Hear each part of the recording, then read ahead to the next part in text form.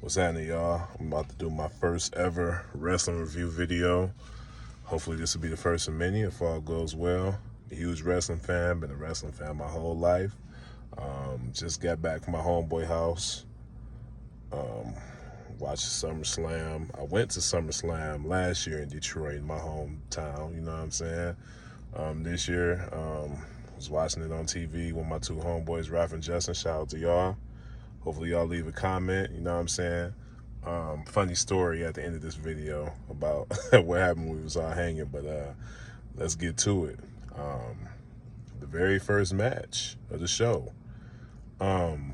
Before I get into that, let me say, and if my homeboys comment on this video, they'll tell you I pretty much predicted everything. The only bad thing about this SummerSlam 2024 was that it was hella predictable. Like, everything from the turns to the victors to the losers to the return, the big return at the end, which we'll get into.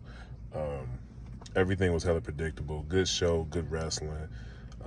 Everything that happened, I feel like needed to happen, but it was just so predictable. But here we go. You had my girl, Liv Morgan, versus my other girl, Rhea Ripley, for the Women's World Championship.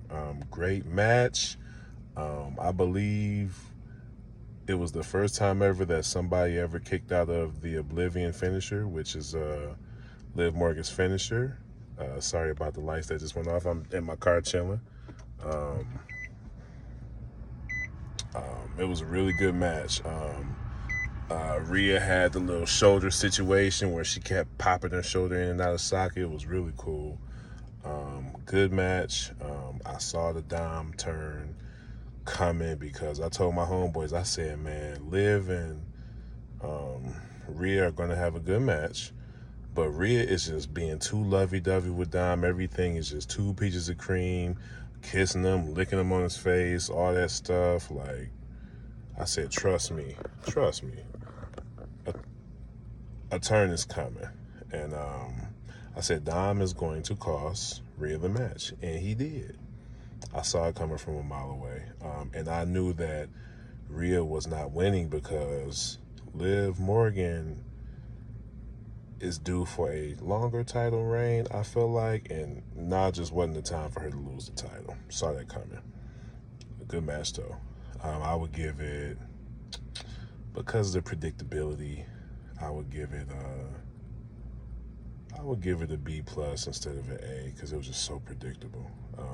Next match, Braun Breaker versus Sami Zayn for the Intercontinental Championship. Now let me say, last month at the Money in the Bank pay-per-view, I did not like Braun Breaker losing. I just feel like it killed some of his momentum, and I felt like I would rather him not even be in the match than for him to be in the match and lose. But here we are, SummerSlam, decent match. Braun Breaker picked up the win after 2 spears. Decent, like when he did his little rope spot, when he ran the ropes really fast. I feel like he's run the ropes a lot faster, but it was still decent. I know one thing, I'm so sick and tired of dudes using spears and super kicks, especially guys using spears as finishers. I like Braun, not taking nothing from him, but if you want to go to that next level and be a world heavyweight champion or a WWE champion, come up with a new finisher, please. Good match for what it's worth, though. Sammy Hogan has been defeated. The guy who beat Gunther and beat Braun Breaker last month has been dethroned. Decent, 5-month title reign, 5.5, almost 6-month title reign for Sammy. Decent, but I saw this result coming from a mile away. Next match, LA Knight versus Logan Paul for the U.S. title. Another match I saw coming. I like how strong they made LA Knight look because I'm telling you, when I was in that building last year for SummerSlam, every 5 minutes somebody was, LA Knight, yeah, with everybody saying, like, he was so over. It was so obvious that he was winning that Slim Jim Battle Royal last year, and it was obvious that he was winning here because if you have LA Knight lose, then where does he go from here? I mean, the man been in WWE for some years, and had yet to win a championship, went through a name change from Max Dupree to LA Knight, and now United States champion. Saw it coming. They made him look strong, even through Logan Paul's shenanigans and him using the brass knuckles and the steel chain. Boom. I thought the match was going to be over for a second. Like, hold up, this ain't what my prediction was. But LA Knight came through, hit the BFT, blunt force trauma, 1, 2, 3, new United States champion. Yeah! Good match. Next match, Nia Jax versus Bayley for the WWE Women's Championship. Good match once again, super predictable. I knew that Nia was going to win due to some shenanigans, and those shenanigans ended up being Tiffany Stratton coming and distracting Bayley, but Bayley looked strong in defeat. It took like 3 annihilators, aka Bonsai Drop, Yokozuna for you young kids that might not know. It took 3 annihilators to beat Bayley. Solid match, exactly what I expected. They want to reward Nia for not hurting anybody anymore like she did in her first run. But congratulations, Nia, new women's champion. Solid match for what it was worth.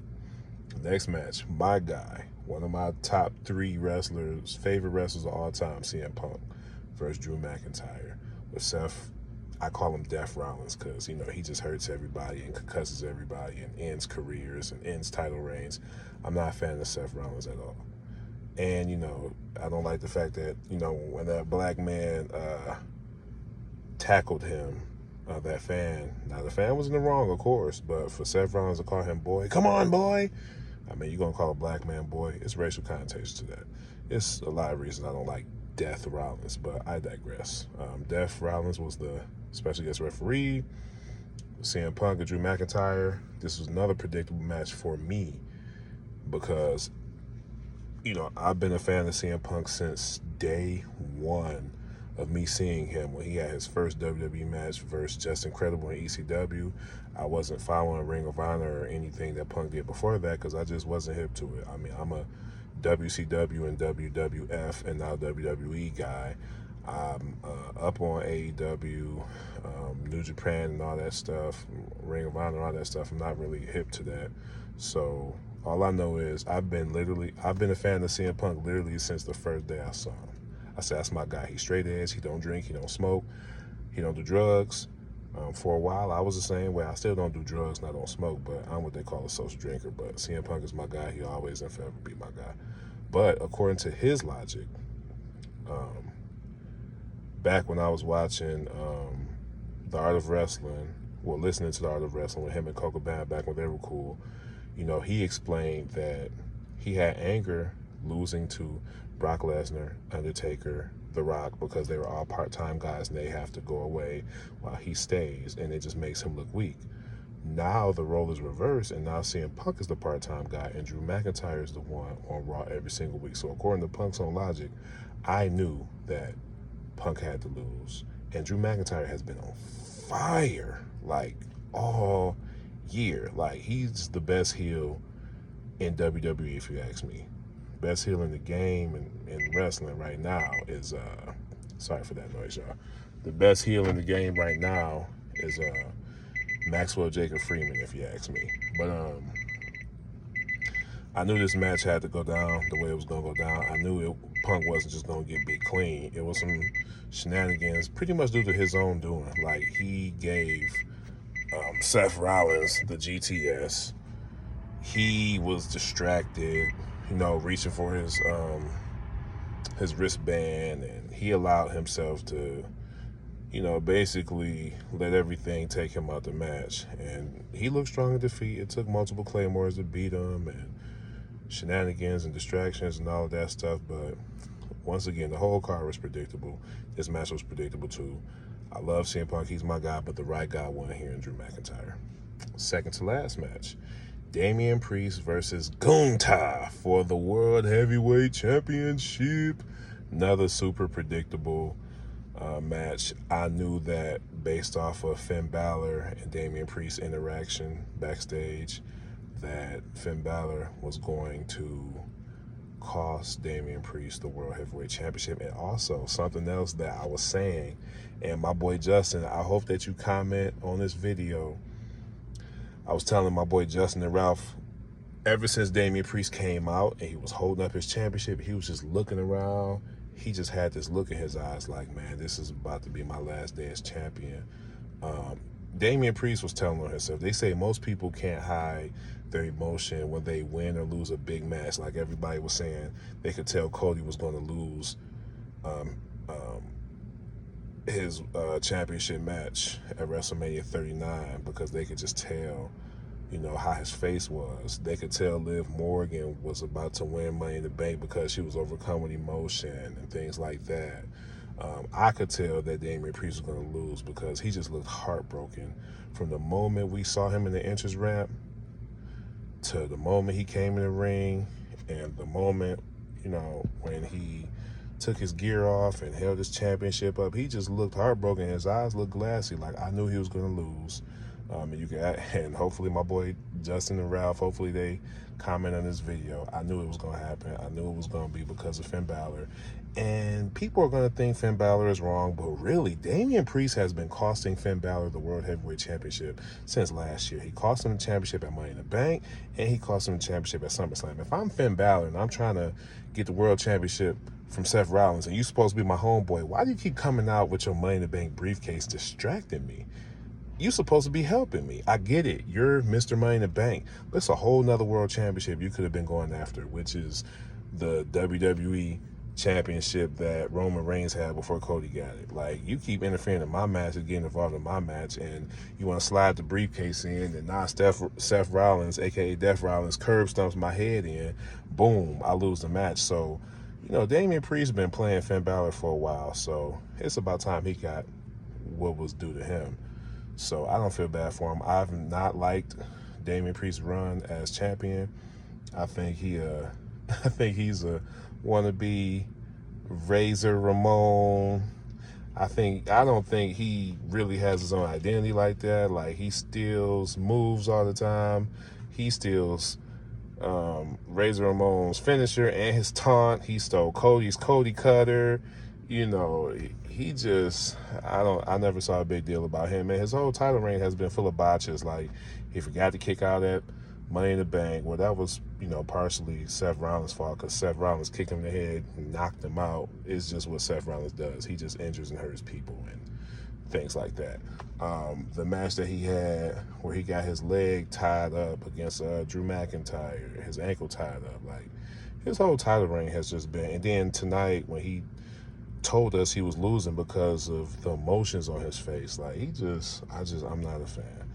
Gunther won due to a sleeper hold, rear naked choke, whatever. Only thing I don't really like about Gunther is that he doesn't really have, like, I mean, what's his finishing move? Well, I've seen him win with the little sleeper choke. I've seen him win with a power bomb. I've seen him win with a splash off the top ropes.